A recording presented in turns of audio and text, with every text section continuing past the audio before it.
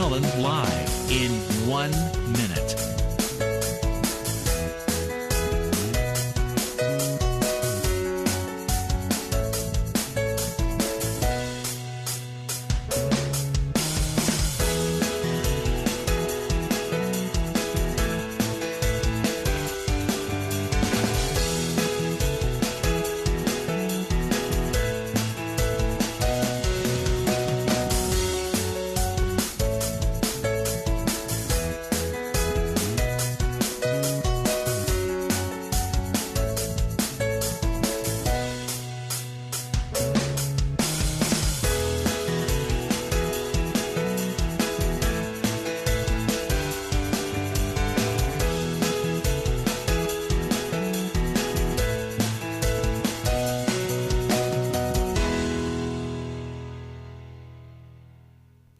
Welcome to Lynn Cullen Live at pghcitypaper.com. Email your questions and comments to Lynn at pghcitypaper.com.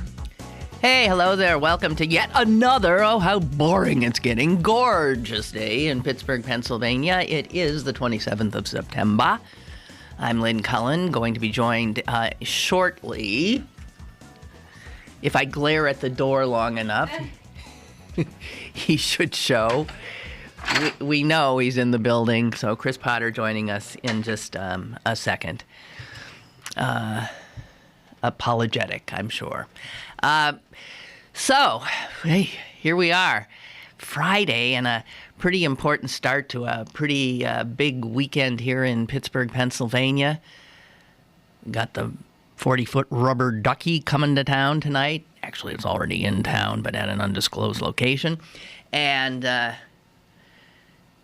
the Pirates starting the last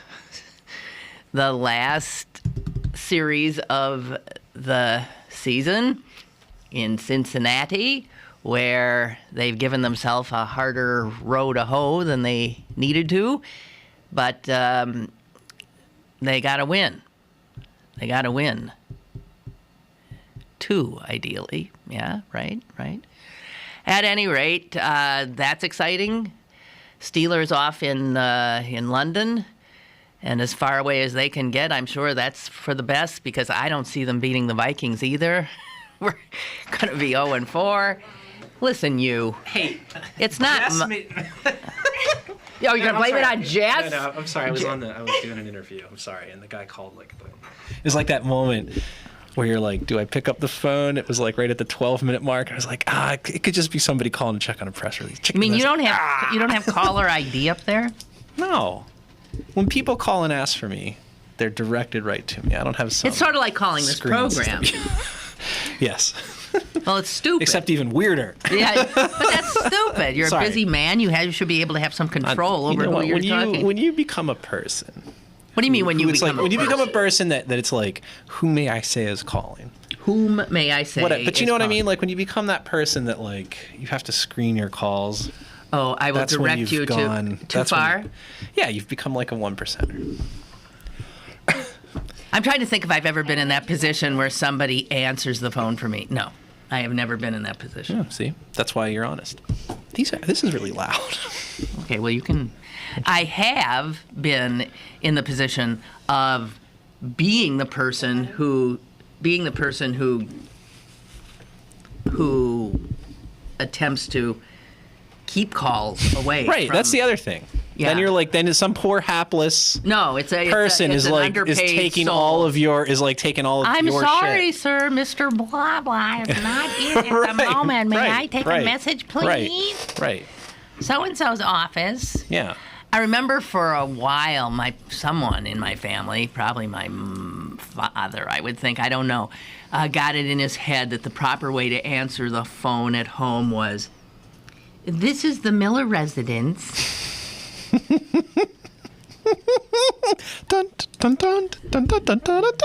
Yeah, I don't think that lasted long. I just like this to me is like, so for example, one of the big differences to me between the Post-Gazette and the Tribune-Review is not that either Dave Shribman or Frank Craig answer their own phone. I mean, they do have somebody at their desk. But well, I know that PG Shribman you can get to. Shribman will call you back. Right Frank away. Craig you'll never hear from. Right. And so that to me is just like it should be. That says something. Yeah. Right. It should be that way. That is true. If you ever want to talk to the editor, even if you don't, he'll call you up. Yeah, you can sort of like the Pope in that way. He gets lonely and he calls people. Sort of like the Pope. He just wants to talk to people. Yes. Wants to talk to. You're not the only person to make that analogy, actually. Oh, I'm sure. So what's up? Well, I want to put out a generalized alert. What? Okay. Okay. Beware of interminable puns coming your way today, tomorrow, and I think it should end about by the then. duck. Yes. Come on. Yeah. Have you engaged in one yet? I can't say that I have not. Of course you have. Of course you did. I don't think I have yet, but I will. We referred to a 40-foot duck. Flap over copyright. Oh, okay. The flap over That's copyright. good. That's good. Somebody got their feathers ruffled. Yes, the cultural we did trust. that. We did that. Right. In fact, we have a story coming out about urban chickens this coming week, which also engages in some avian. Look, what do you want? It's too easy. I want to get a reaction shot of the actual ducks on the river, looking at this monstrosity. At last! Our savior! Yeah, exactly. Oh! That's what's written in Scripture. Quack, quack, quack, quack, quack, quack. This is it. He has come! Yeah. Right. The Mallard Messiah just... Oh, At last we are avenged! Quack, quack, quack, quack, quack. Crackers for all! Quack, quack. There's something about a duck that does... As Frank Sinatra once said. There's something about... A duck is an amazing being, if you think about it, because... it sure beats us. It can triple threat. That's right. Exactly what I'm thinking. It can swim. It can walk on the ground. It can fly away. And it's good at all those things. Yes. Maybe not so much a great the walking. walker. Yeah. Walking is its least favorite activity, but it can do all that. It can dive. Yes. It looks cute. It is a perfect cartoon character. It has a funny voice, which gives rise to all kinds of parody.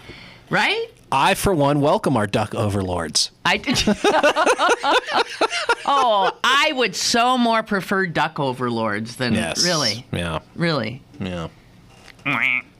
Well, you don't know. I mean, we don't really know anything about, like, duck culture, duck society or culture. I mean, it could be that, like, well, what are female ducks called? What are they? I can't remember all of a sudden.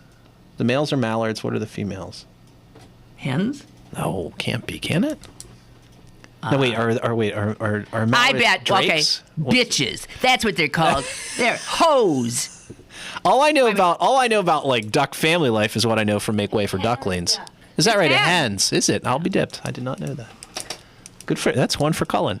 All I know about is what I read in Make Way for Ducklings, and to be honest with you, there are some disturbing gender politics going on in that book. But stop and think. Yeah. Stop and think. They tend to be. They're every bit as monogamous as we are.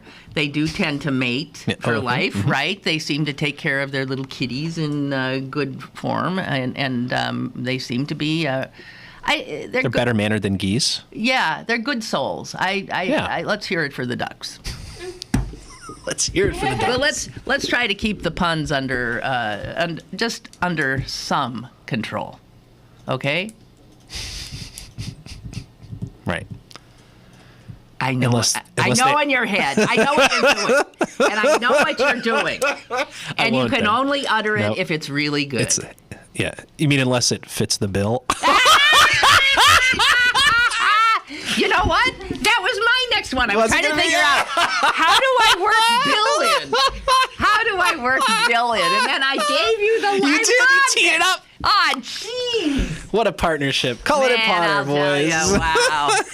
The Abbott and Costello of Internet Radio. Duck, duck, goose. Okay. All right. That's enough. Yeah. You sound like you're about to go into serious mode. I may. Okay. Then again, I may not. So, you've been missing out this week on we've gotten very serious on this show, and it's been about religion and stuff. Oh, goodness. And okay. gosh, I wish you could see the emails that have come in. They're fascinating, and they're continuing to come, and I'm sure much to the horror of a lot of people in the audience who don't want to hear one more word about it.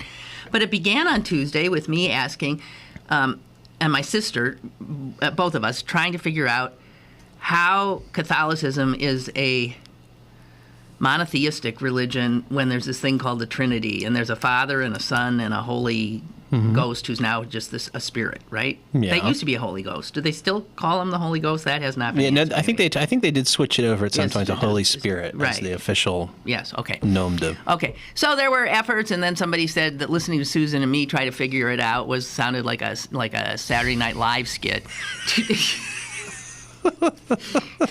You can well imagine. Yes. Right. So, of course, So has somebody shown you like the clover yet? No, clover has not come Has up. tried to explain to you. It But worked then for. how you've It been worked for. half-free. Okay, so metaphors have come up, Yes. and Ray did a metaphor thing Yes. with an apple and this, and that helped me work for me. And then David D'Angelo comes in, and I'm sure he cleared it right up. He squashed Mr. Atheist boy. the agnostic, Yeah, the apple, and now. One last, and this is it, guys. This is it, okay? The aforementioned Mr. Ray. will get his last word in All right. here. One more time, he says, I sure don't want to start down a new rabbit hole, but it's always a rabbit hole when we're coming to this stuff, right? But let me clear up the errant letter sent to you by your agnostic friend. Yes. What I was trying to do with my letter, explaining the transcendent concept of the Trinity, was simply give you a small taste of what it feels like when one of us reflects on this mystery of our faith. It would have been useless to send you some dogmatic treatise written by Thomas Aquinas. That wasn't what you were curious about. I think you're correct. The church can be thought of as an elaborate opera, and I just sent you a small excerpt for you to hear. I didn't think sheet music would convey the same thing. These agnosticians will always drag us into an argument we were not making. I was not trying to use a Platonic ontological argument to prove the existence of the Holy Spirit. I had no intention of proving anything to anyone, least of all someone who is neither in the game nor out of it. Is that me? No, I think that's David, your that agnostic David? friend. Yeah. Okay. And as far as Nietzsche is concerned, Yes. his individual godhood was one of his own creation, projected outward, quite the opposite of Eckart's. You see, Man, this sounds like there's some really high level stuff going on in this show. Give me another talk show that's. Yeah. This is the kind. I'm just glad I wasn't here on Wednesday. Yeah, you're right. Okay, and Ray finishes up by saying this. The question was, from me, I'm an outsider, and I am curious about this Trinity thing you guys talk about. How do you guys work it out in your head? My answer was that we have a lot of different ways of working it out, and this is but one of them. I never hear anyone arguing with a Zen koan. Koan. Yeah, those are the sort of riddles that in Zen practice are used to instill a sense of enlightenment or whatever, or rather to break down the intellectual barriers we set up between ourselves and the truth. Well, wait a minute. So did those Buddhists steal that from the Jews? Because the Jews, it's the Kohanim, the Koans. Koans? Any Jew with the name of Dan Cohen? Cohen? Yeah. Those are comes from a higher up Oh, is that? bunch. Oh, like the Levites or something? No, they could actually get into the tabernacle. Oh, yeah? Yeah, without clipping their toenails or something. Well, who wouldn't want to be one of that bunch? Well, anyway. I never hear anyone argue with a Zen koan. Koan, I think, is the... Maybe because they're all exotic and inscrutable. But if we mention anything poetic, we Catholics, out come the calculators. Yeah. And here's his final thing. Okay. This is good. I was in a bar in downtown Cork City, Ireland, a few years ago, watching a hurling match. Oh, I wish I've been in plenty of bars where people start hurling. It's the sport, my dear. Oh, yes, that hurling. The ancient Celtic sport of hurling. Hurling is a game they play in Ireland that is a cross between lacrosse and a gang fight. I asked a few questions about the rules, and the conversation turned to baseball. The lads at the bar asked how that game worked, and as I tried to explain it over many a Guinness, the questions they asked seemed quite reasonable. Why do you run in only one direction? Why 3 strikes but 4 balls? Why can't 2 men be at the same base? And so on. All I could say was, because that's how the game is played. I didn't have all the why answers, and they never really occurred to me because I grew up with a game, and I love it, and its quirky rules. But I was not trying to prove the existence of a baseball game. I have played it. Yes. Very good, Ray. Very Yes, good, very Ray. nicely put. Very good, Ray. Okay, everybody, cease and desist. Return to your corners. And pretty good. Yeah. Yeah. Now you're going to get a letter from David D'Angelo. No. We got to stop this. We got to stop. I hope it uses the word ontological. You know what? See, I never took philosophy. Right. And I'm not even sure I know what ontological means. No. Could you define it for me? Yeah, I think so, but let's move on. Let's talk more about ducks. Okay. And I got another lovely email, if you don't mind. Yes. And this one's very long, but it covers a lot of territory, including that part. But I also said yesterday that I'm one of the luckiest people I know to be as old as I am and to still be able to go home to my mommy and sleep in the bed that I slept in all my life. Right. Can you do that now? Absolutely not. Absolutely not. And that's par for the course, right? Yeah. And so I was talking about the thought of losing that homestead is as fearful to me as the thought of losing my mom. I just, it's all I can't even imagine. And anyway, that begot this from Mary, and she talks about the pain, the horrible pain of, and Mary, I'm not going to share that one because it just goes on, but of her mother. They always drove by the farmhouse her mom grew up in and always looked and loved it, and their mom would say, oh, and one day they're driving by, this is near Kent, Ohio. It's a flattened gravel driveway. Of a parking lot for some small business or something. Yeah.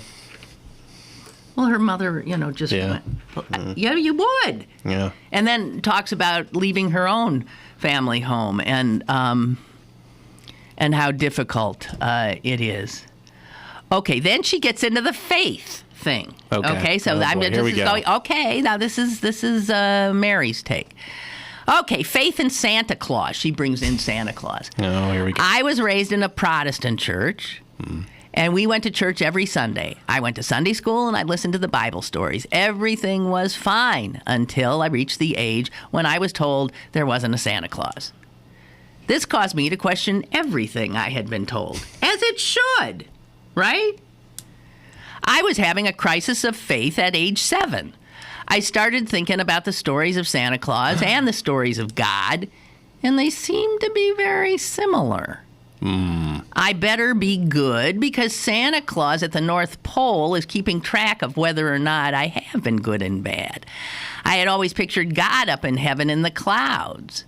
And when I turned 6, in fact, the day I turned 6, they landed on the moon. I watched and saw they went up, up, up through the clouds on the way to the moon, and nothing was there. They were on the moon, and nothing was there except for moon dust. If God was up in the heavens, where in the world was he? Santa Claus is supposed to be the North Pole, and on. And so this is how a little kid would be thinking. Wait a minute. I would question my parents. My mother always told me that I thought too much. Oh, that's a mom with no answer. She didn't have an answer. I've always kind of felt like religion is a nice story that I was being told. I wish that I could have unquestioning faith. I think that people find a lot of comfort in religion. Believe it or not, I do attend church. I raise my kids in the church. I like the sense of community. It feels like a second home to me. I find comfort in the music and ritual. I figure that if God created me, then he gave me the ability to think and question everything. He would understand my questions. If he knows what I believe, he probably finds me kind of amusing. I like her take. Right.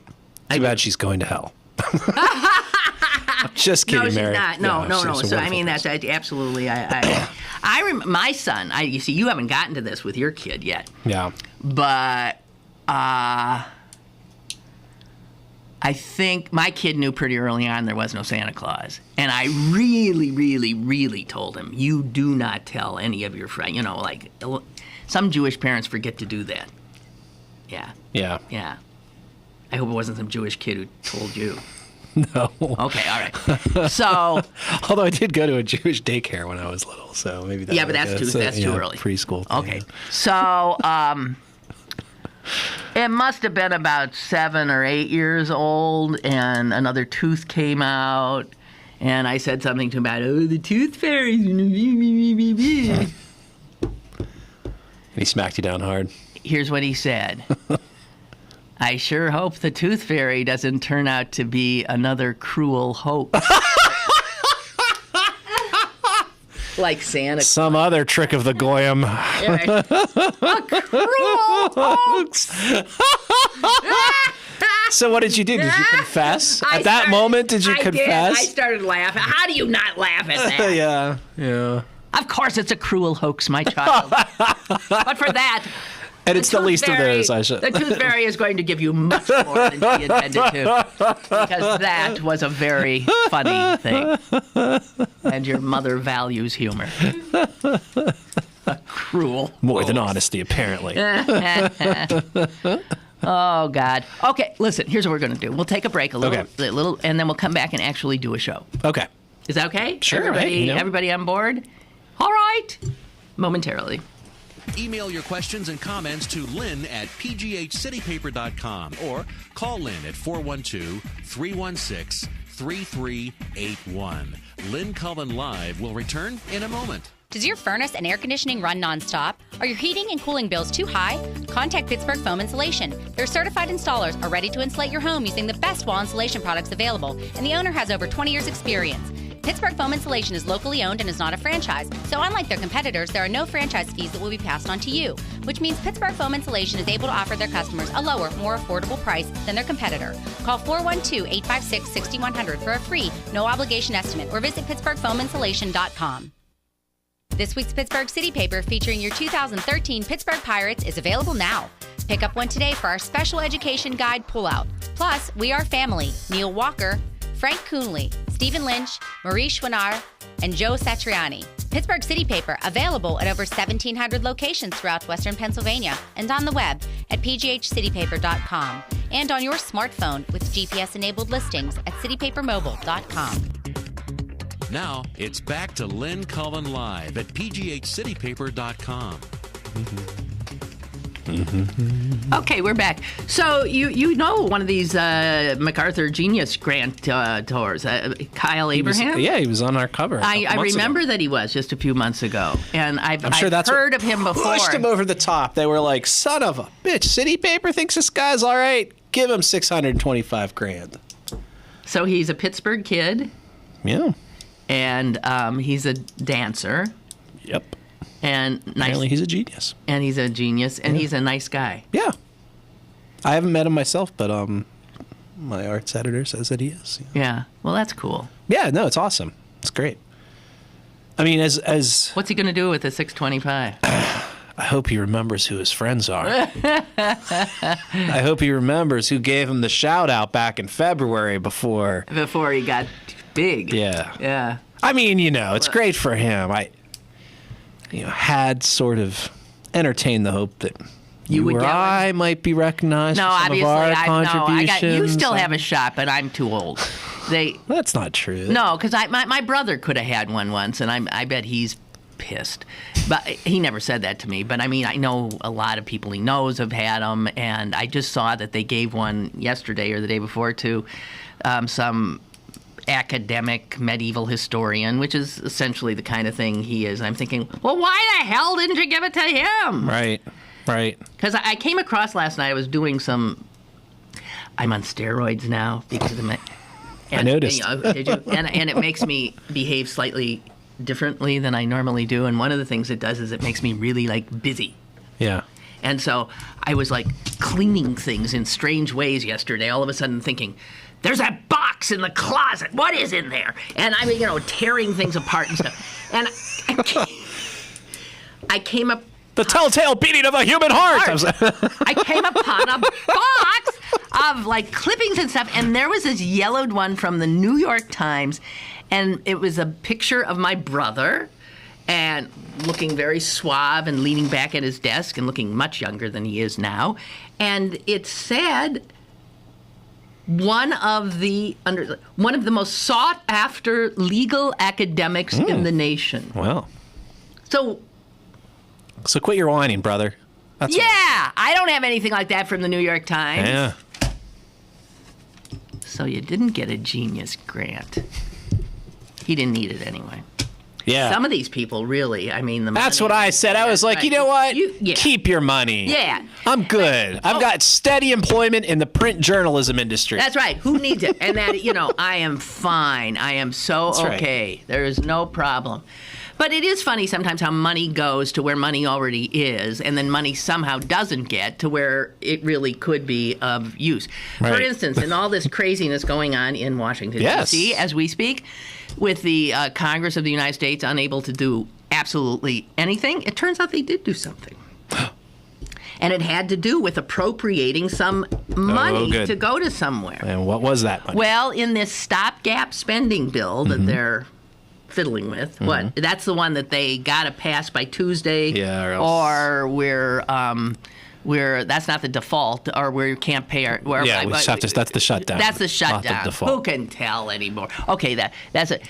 They did, however, manage, I believe unanimously, Section 135 of the bill gives a $174,000 to a woman named Bonnie Engelbart Lautenberg. Is that the compensator for her last name?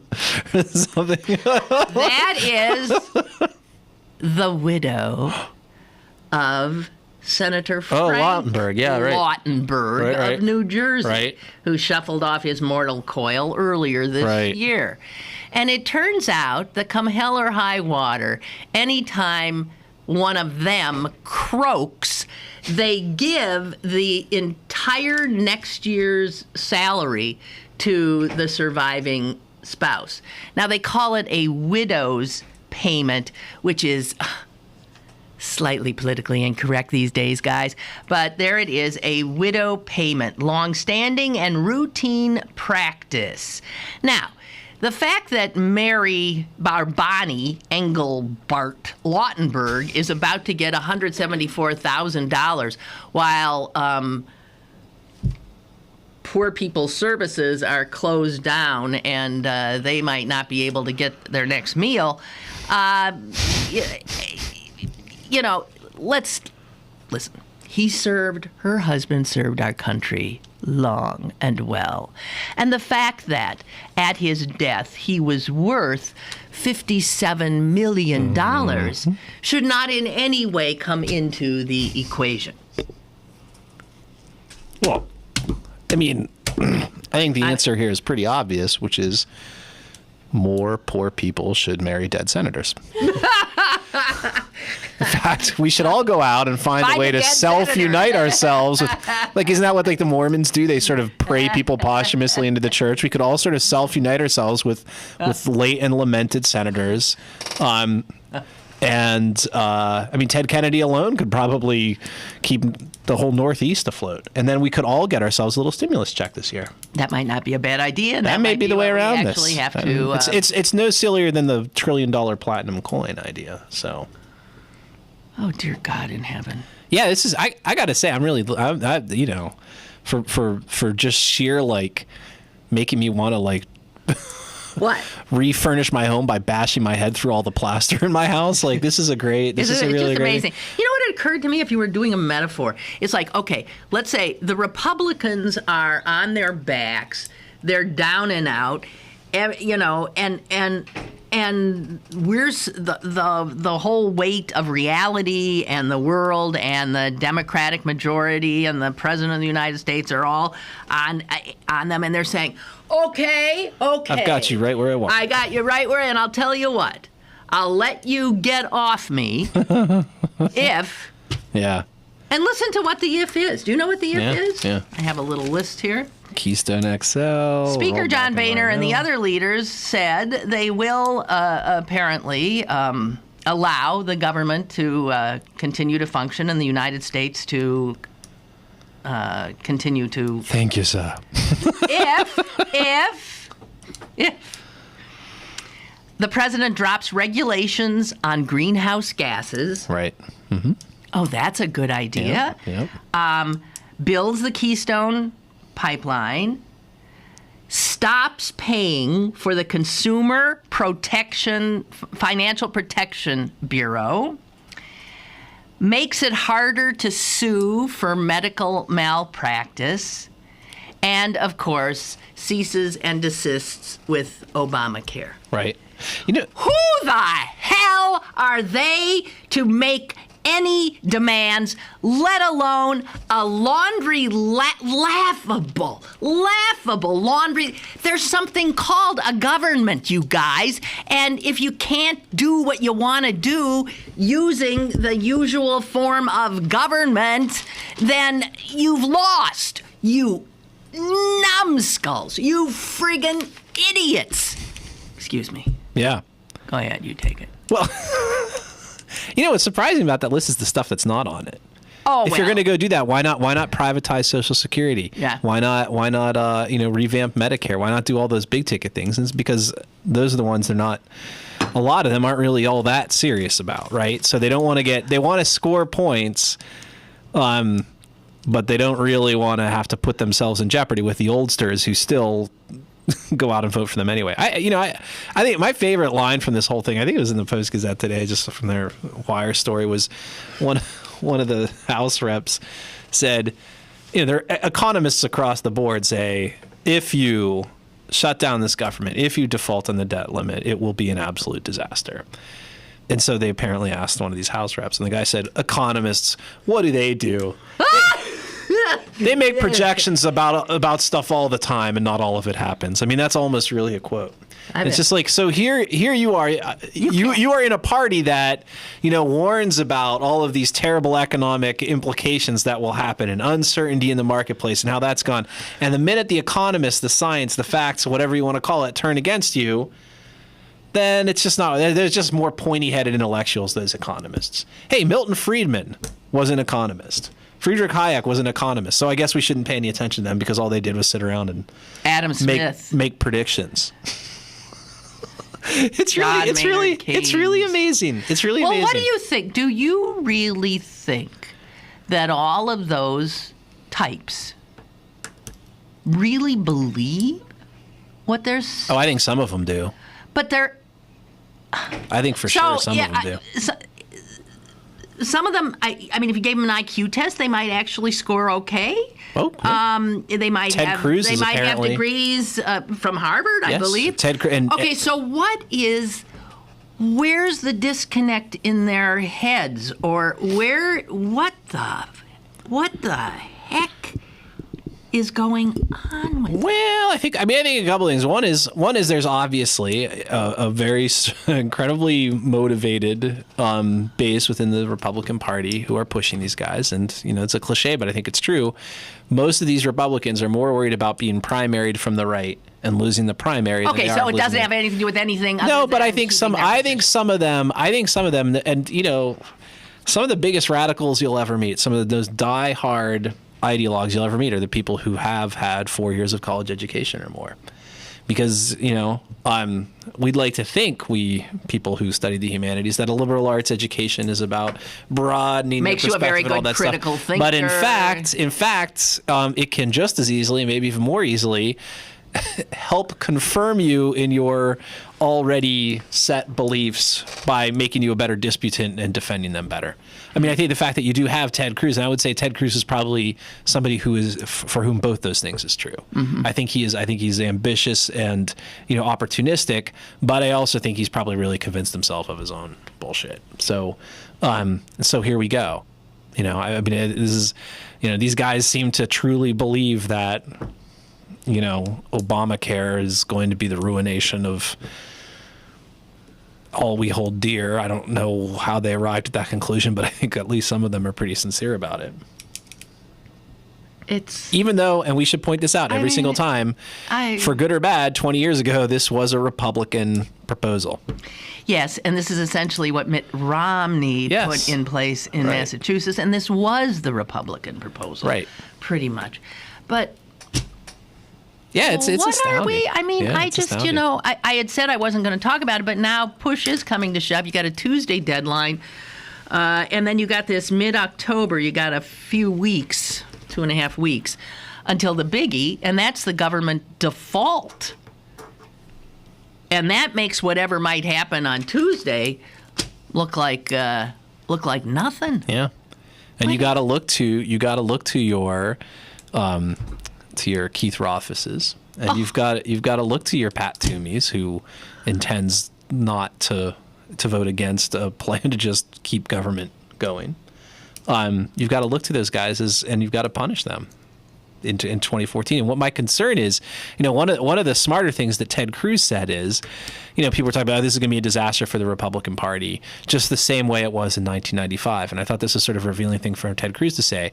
1995, the shutdown wasn't that big a disaster. Sure, Bill Clinton won in 1996, but hey, Republicans held on to their position in the Congress. Right. And he's right about that. So I mean, there's a part of me that thinks, well, so he's banking on the stupidity of the American people. I don't even want to call it stupidity. I think there's something else going on here, which is a sort of fatigue about it all. There's just been this constant, I'm sick of it. I mean, there's just been this constant sort of ginned up crisis now going back to, 2011, 2 years now going on, where it just seems like every 3 or 4 months there's some big crisis and we just get well, there is. And you know what happens? I think on some level, people don't say, "Oh, those goddamn Republicans." What they say is Congress. The Congress. You yourself said it earlier. Yeah. You're just like, Congress can't get anything done. Right. We need to be very careful. I think, and I hold myself to this standard too. Right. It ain't Congress. It's Republicans and a particular set of them, especially.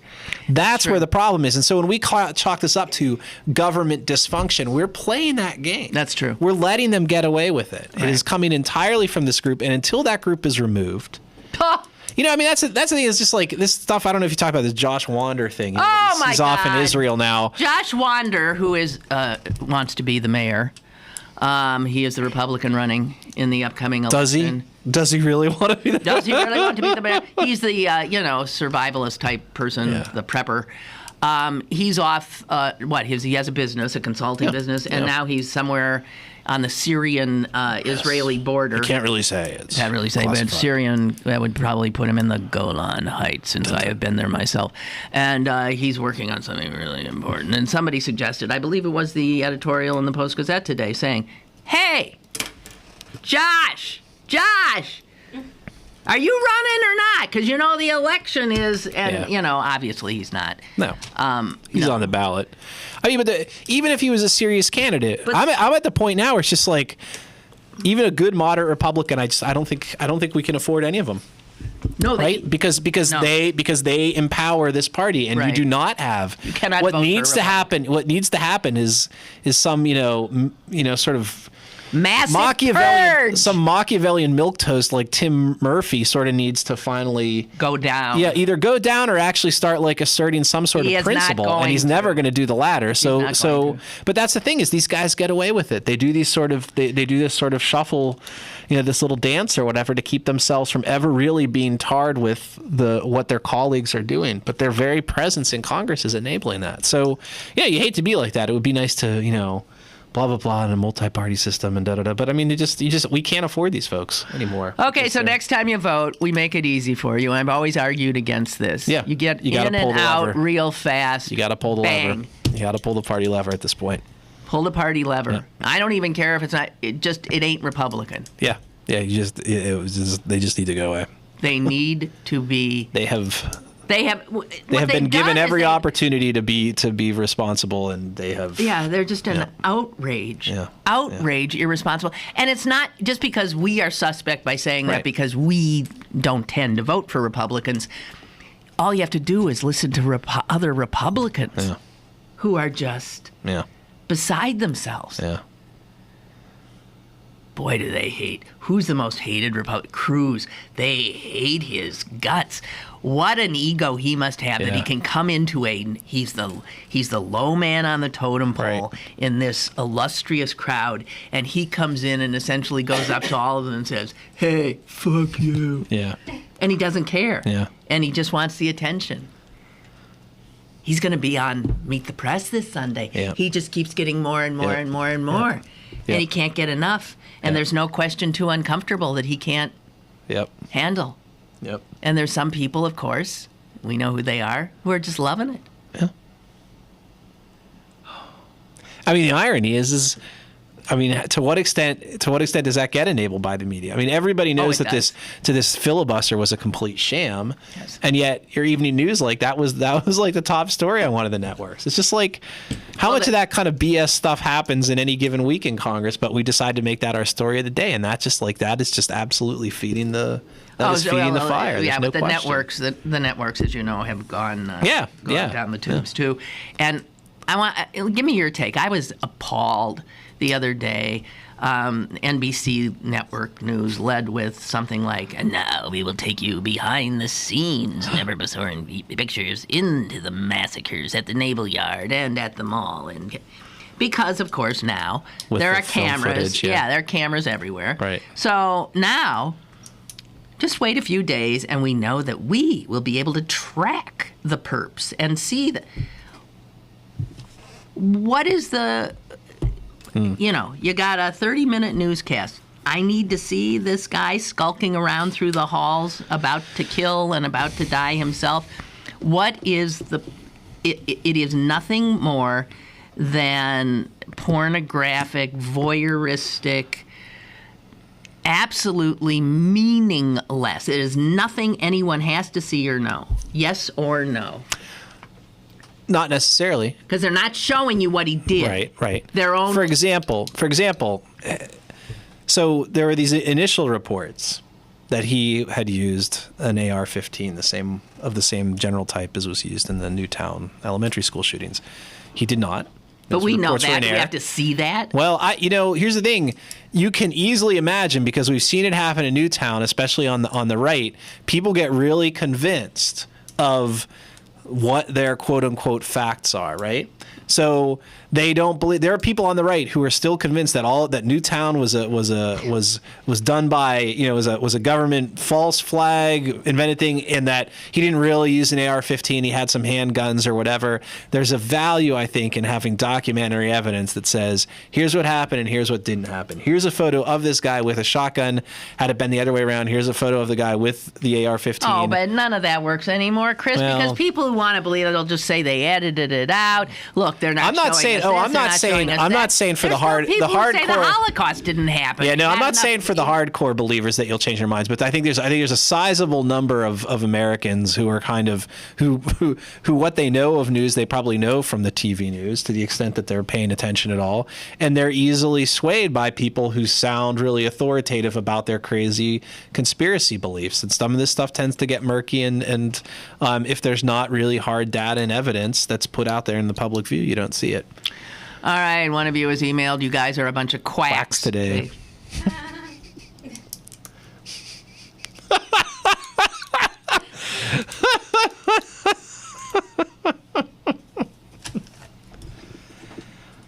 I hate to say it, but that email sort of laid an egg with Lynn.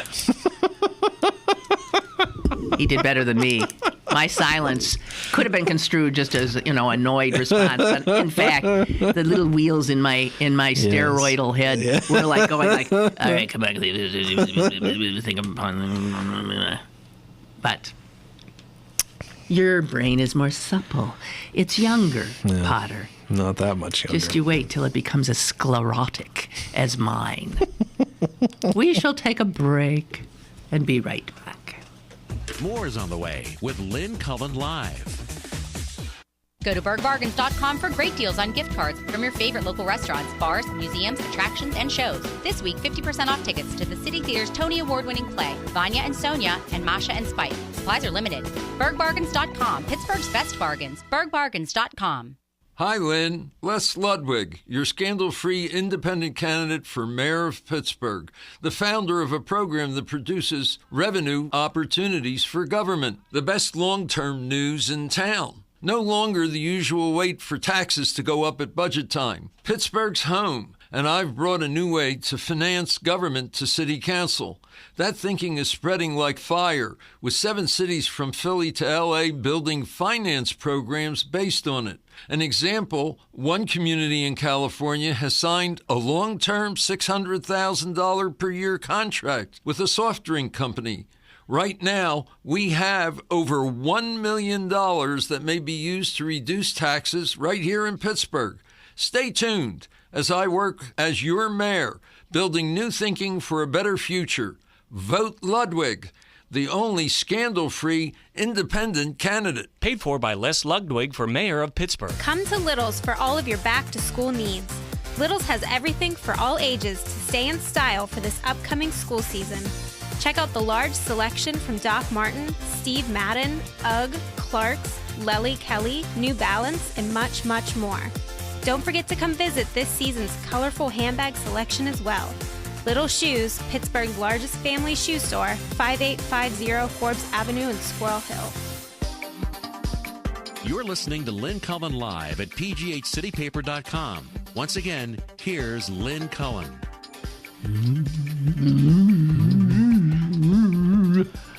Okay, I have a First Amendment issue to throw by you. Right. I'm ready. All right, professor at the University of Kansas. Journalism professor, University of Kansas, has tweeted. Yes. His tweet has gotten him in big trouble. Okay. He is now on paid leave. And he is he's happy to be because there have been so many threats on his life that he just assumed be away from the campus for a while. Dear Lord, what was it? I didn't know this. What did he tweet? Yeah. He tweeted after the Naval Yard incident. Yeah. And he said this: blood is on the hands of the NRA. Next time, let it be your sons and daughters. Now, you can argue that was obviously not well thought out because it's going to provoke, and it was said in anger and frustration, but I have said similar things myself, I think. Sure. Yes, I'm sure you have. Yes, I have. And for all you know, actually, a lot of the people who died there may in fact have been NRA members. Exactly right. So, all hell broke loose. Yes. All hell broke loose. Republicans in the Kansas legislature want him summarily drawn, quartered, fired, and, run out of town. They want his job. There's a big push to get him canned. And every once in a while, someone stands up and says, First Amendment. First Amendment. This was his opinion. He shared it. And amazingly, the head of his department wants him canned. Well, she didn't quite say that. But listen to how the dean of the journalism school at the University of Kansas responds to this. Okay. Oh, dear God in heaven. All these people have tenure, right? He has tenure. I don't know about that. Okay. I'm not sure about... Well, he must, because otherwise they'd have him gone by now. Yeah, okay. Right? Yeah. The dean, Ann Brill, says this: while the First Amendment allows anyone to express an opinion, that privilege is not absolute and must be balanced with the rights of others. That is vital to civil discourse. Ladies and gentlemen, that is said by the dean of a journalism school who clearly does not even comprehend the First Amendment. I like how What the hell? I like how she used the word privilege for his free speech rights, but rights to describe everybody else's stake in this, which I'm not quite sure what it is. What exactly are the rights of other that are people imperiled by what he said? By him saying what he said. Yeah, what rights are at stake there? You don't have a right not to be offended. You don't have a right not to hear statements that you disagree with. What exactly are the rights at stake? How did she... Now, that's a tenured professor. How the holy hell did she get there? Yeah, well, I think maybe we have a sense. Okay, well... She doesn't rock the boat, for one thing. Okay, well, Dean Brill... Tenure is wasted on the tenured, I think. Yeah, well, you know what? She should be... yeah, somebody should start a campaign to get her fired. Get her canned. This is why we always lose these battles, is because they're just so much more crazy, right? I mean, the proper response to that is, you're an idiot. Yeah, right. Come on. Like what? Think before you tweet, whatever. I don't agree with that. That is so offensive. It's not kill him. Yeah. It's not take his job. Man. And apparently it's, he's so is he like unrepentant, or is he like, yeah, that was dumb, but? No, the information I have here is he hasn't said much of anything. Here's the one quote I see from him. It is in the best interests and peace of mind of our students that I remove myself from the situation and let cooler heads prevail. So he's just lying low. Yeah. But that a journalism dean would show such a total lack of understanding of the very amendment that makes our job both of our jobs possible. The very existence of media and the existence of the academy are both premised on the spirit of free discourse and free inquiry. Amazing. Now that must, and the other thing too is somebody's worked in a tangential way in academia.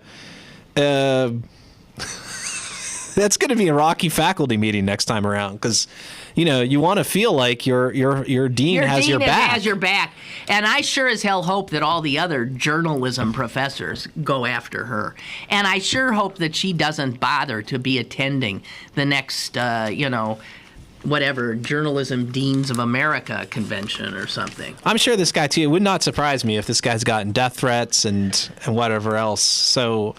I think it would be touching if there was similar concern about his rights vis-a-vis the First Amendment, quote unquote, privileges of the people who are sending that stuff in or whatever. I mean, it's amazing. It is astounding to sort of watch this kind of like derangement. There has never been in my lifetime, there's never been a period of less threat where there's been less attempt, less serious effort and traction for gun control. Never. 20 kids died in a school just a few months ago. And nothing happened. And nothing will ever happen. There's never been less of a threat. And yet these people have never acted more paranoid, more with a siege mentality than we're seeing right now. The stuff, the Newtown parent, I mean, there are people in Newtown who bore witness to this thing. And when they tried to share that witness with the world, a lot of them were harassed by phone, by email. They had to disconnect their phones. They were accused by nut jobs of being part of some grand government conspiracy. I mean, it's just amazing to watch this systematic derangement. It's a cult. Well, that's right. It's a cult. But it's part of that same, again, brought to us by the wonders of technology, that we all can manufacture and live in our own universes. Yeah. And that has to do with what information we get. But let's be fair, some of us don't do that. Some of us, we all have the internet. But I know there's not going to be serious gun legislation, and I'm going to be right. Yes. And actually, you are probably in favor of such legislation, but it ain't going to happen. The Republicans are not going to get all the things that they're demanding, or they'll shut down. We know all this. right? Yeah. But some people, they think that this manufactured choreography, this boring farce that we have to watch over and over and over again. Really, it's like, you ever feel like we're all in Groundhog Day, the movie? Oh, with this Washington stuff with the debt. Oh yeah, absolutely. I'm so sick and it's why you say. And I think, again, if there's method to this madness, it is to get us all to where I've been, and my audience knows, I've said, I can't talk about it anymore. I'm not even going to look. Yes, exactly. Where we all just in We're habituated total disgust turn away. We're habituated to it. Right. And it makes you, and the other thing too is, one of the greatest sentences I've read in the past year is from Lincoln Steffens in Shame of the Cities. He's talking to a politician in Philadelphia, where, this is 1900s, one of the most corrupt cities in the country, Philadelphia. And they basically there had been an attempt to reform government, and it just got knocked down hard. And the guy, the sort of party boss, is talking to Lincoln Steffens, and he just says, we weren't even going to allow the entertainment of the thought that this would happen. And he said, despair is possible, and it's good public policy. It's good politics, I should say. Despair is possible, and it's good politics. Wow. And even if you don't agree with them, as long as you are despairing of doing anything about it, they're winning. They're winning. Caller? Good morning. Hi. Hey, did you happen to see the list of the Republican Congress people that went for the cutting of food stamps, but yet their families, or even them, they are collecting farm aid, like $1.5 million, 100,000 here, 100,000 there. I mean, these people are so they're shameless, is all you can say. Well, it's unreal. That's right. Some of the crap they do. That's right. And then we had a guy on the other day on Chris Matthews. He was a congressman from Pennsylvania. He blamed this whole shutdown on Obama. Yeah. I mean, the guy, when you listen to him, you could tell he was full of shit. I mean, where did these people come from? It's unbelievable. Well, it is. You know what else they blamed on Obama? The mall massacre in Kenya. I heard somebody say it was Obama's fault. Well, sure. Why? And you know what? I fell down and skinned my knee yesterday, and that was Obama's fault, too. These people are out of their frigging... They don't have any minds. Whatever passes for brains in there. Yes. Hear you. Shameless is the adjective, the go-to adjective that I have used for easily 20 years now. Yep. Okay, Shameless. thank you. Thanks. And the thing about it, if they are in fact shameless, and they are, then there's not much you can do. Because, if somebody cannot be shamed... Right. What are you left with? Yeah. Nothing. Yeah. No, I mean...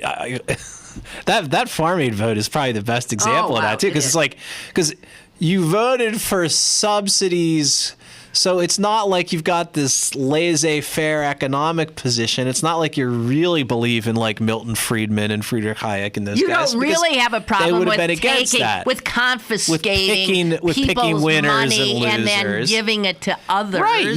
You do that. You just don't want to help anybody who could actually use it. That's what it boils down to. It's mind-boggling. Yeah. And the other part that's mind-boggling to me is that if you look at where most of the recipients of, for instance, food stamps reside, they reside in the very states and congressional districts that these Republicans control. So explain that to me. Yeah, because this is why I said before about Ted Cruz saying that the last shutdown didn't really hurt Republicans all that much. I mean, I think he may be right. A lot of these guys will get votes from the people who they're voting because, and I think there's a psychological dynamic here. If you support, even if you're not self-reliant, really, if you vote for the guy who preaches self-reliance, maybe you feel like some of that rubs off on you a little bit. You still believe in self-reliance, even if you don't necessarily practice it. And I don't blame you for not being able to practice it. These are tough times, especially in some pretty concentrated regions in this country for whatever reason. But it is amazing. But people don't. That's the thing is nobody likes to be called out for a hypocrite, even and maybe even especially when they're actually being hypocritical. So it's not going to help you to go down to Mitch McConnell's base and say, hey, folks, half of you half of you people living in rural poverty are actually accepting the benefits of the very programs he's opposing, that won't get you anywhere. So what do you say to those folks? I mean, I don't know. Again, it's a systematic derangement. Yeah, the other thing too you're hearing, which I really love, is that cutting off, to get back on religion, that cutting off food stamps for the poor is actually Christian. That's the latest wrinkle. Who said that? A couple of these guys, because what they do is they take one of the epistles, one of the letters not written by Paul, and there's a line in there about like if you did not work, then you should not eat. Wait a minute. So they found the one Bible passage that contradicts all the other Bible passages in both Old and New Testament that say the opposite, and they say, "See, we've got our scriptural justification right there." Well, I just, I know at the Jewish High Holy Days, which we just went through, I love the passages we read there because it's all the things that God says you should do. Yes. And they're all about feeding the poor and not reaping all of your crops and leaving the crops in the corners. Leave them there for the poor to take. And all this kind, and make sure in your weights and measures that you are correct. You're not screwing people. That you pay your employees properly. That all that stuff. How can a Republican sit through? That's something there, and I give up. Never mind. Just give up. See, there you go. And they've won. That's the problem, is like you almost have to become as crazy and monomaniacal as they are to effectively counter them. And there's a thing, I think, in all of us who are probably listening to this show that doesn't want to become that. We're not as That's crazy. The very thing. No, that's the very thing we oppose. We oppose that craziness, but you almost have to become crazy to fight it with the intensity that it's brought upon us. That's the conundrum, is how you maintain that intensity without just becoming a humorless nut job. And sometimes when people say, well, so how come talk radio became such an overwhelmingly conservative medium? And I'll say it's because of that. Exactly what you just said. That liberals can't go to that level of certitude and insanity, which actually yields what is considered more entertaining, train wreck, can't turn it off radio. Anytime somebody is willing to, in any discourse or even pretense of discourse, say things like, well, I see that point, but, or on the other hand, you're screwed. No one wants to give you the time of day. No, you have to double down. You have to say insane things with such certainty and with such a pugnacity that if anybody were to, even attempt to say, but excuse me, you just slap them down. And that's really the reason, I think, that you don't see a lot of... And I used to argue that we need to become Rambo liberals. God, that's going back 30 years. We need more Rambo liberals. But you know what? It's not our nature. Can't do it. Yeah. I can do it for a little while, and then I can't do it because it's false to me. Yeah. I can't even manage the hair anymore. Back in the day.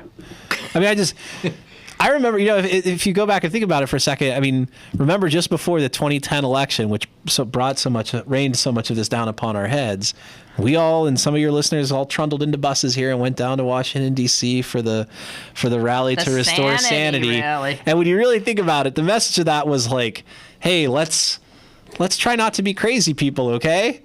And guess what? Like 2 months later, everyone's like, no, actually, we're pretty interested in being crazy people. That's right. And it was like this sort of like last gasp of, we don't really have to be like this, do we? And that's what it was, sort of an intellectually, I don't want to say vacant, but there wasn't a lot of sort of substance to it, because the whole point was not so much to be about what we said, but about kind of how we said it and how crazy we were willing to let ourselves be.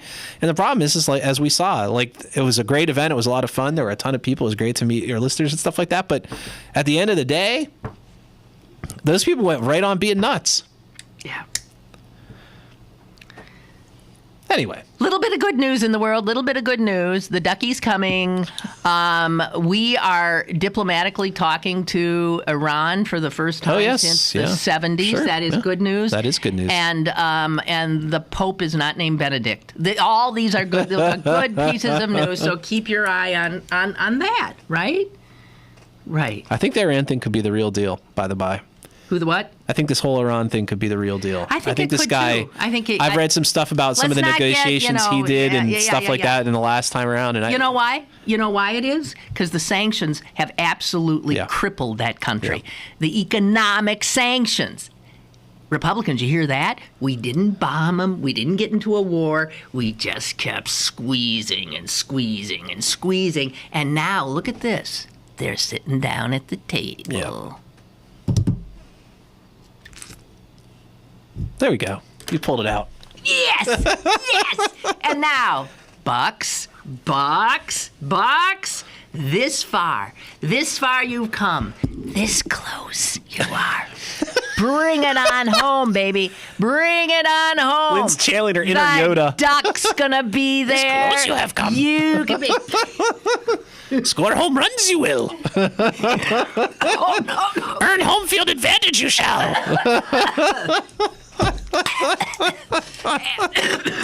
Be sure to tune in Monday. Oh, my guest on Monday will be Dan Kovalik. Dan Kovalik, yes. Who is the steelworker attorney who wrote that amazing op-ed piece in the Post-Gazette, which I read to you. And he will be here on Monday. So remember, we'll have stories not touching on that situation directly, but we'll have some stuff related to that about next week's issue. Yes. Good. Yep. Good. Okay. Have a wonderful weekend, and let's hope we're all celebratory. Okay. Bye.